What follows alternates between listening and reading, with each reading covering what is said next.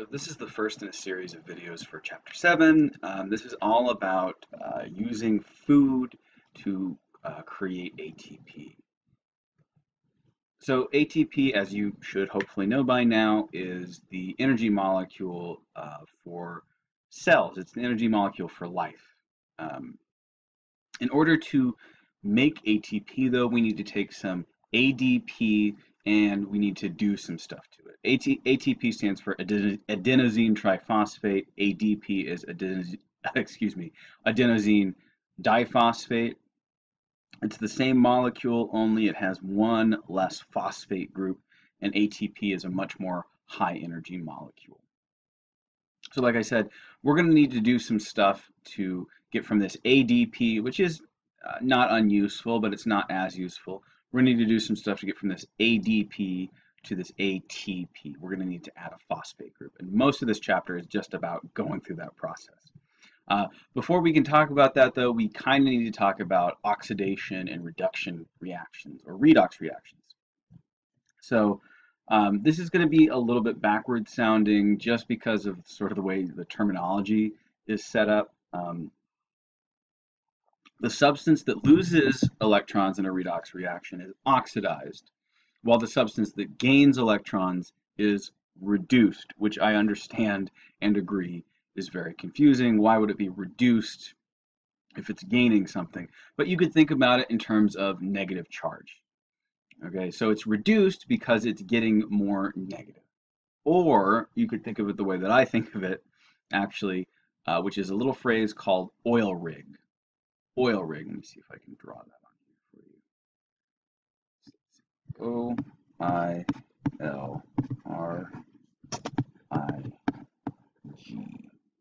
So oil rig stands for oxidation is loss. So oxidation is loss,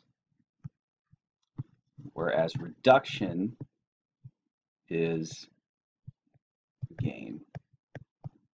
Sorry, it's kind of tacky, but this is how I think of it. It's probably the easiest way to think of it. Oxidation is the loss of an electron. Reduction is the gaining of an electron. All right, and we're going to be talking about some of these redox reactions because they are important in understanding how it is you go from one of those ADPs to one of those super useful energy currency ATPs. So NAD, nicotinamide adenine dinucleotide, or please don't memorize that, just understand that it is NAD.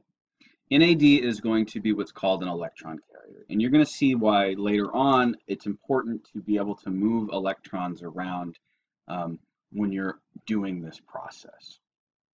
So electrons are moved around by these electron carriers like NAD. They're moved from one part of the process to the next. Okay, in its empty state, empty meaning it doesn't have any electrons. There are no electrons here. It has not been reduced yet. It is NAD+. That is its empty state. And I'll show you a picture in a second about kind of what this means. NAD+ picks up a couple of electrons and becomes NADH. It's NADH because electrons come with hydrogens. They come with protons typically. This is a less important part of the story here, but something that you should know. NAD+ picks up 2 electrons and becomes NADH. So it got an electron from food and it got an electron from hydrogen. And it holds on to those until it's going to drop them off later on during the process of energizing ATP. It's going to drop them off later on during the process of using glycolysis, using sugars to create ATP. So this is a cute little like metaphor thing that they use here. So here is NAD+. There's nothing in this taxi. The taxi is NAD+. And then once it picks up a couple of these electrons, these negatively charged particles, it becomes NADH. And then the taxi carries them elsewhere in the process and drops them off and turns back into NAD+. And you can see here, here's what's happening. with the NAD. It's grabbing a couple of electrons, thus becoming reduced, carrying them elsewhere in the process, and then dropping them off.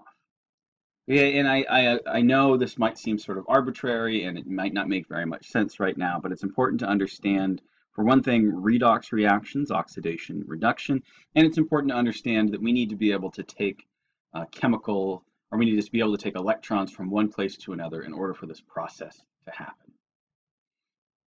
So here is a little diagram of storing and releasing this energy. And this is kind of the crux of what's happening here, all right?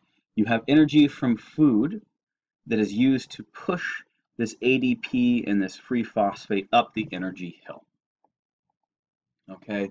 It's used to push them up this energy hill, and then because you're high on this energy hill, you're able to bind this phosphate to this ATP.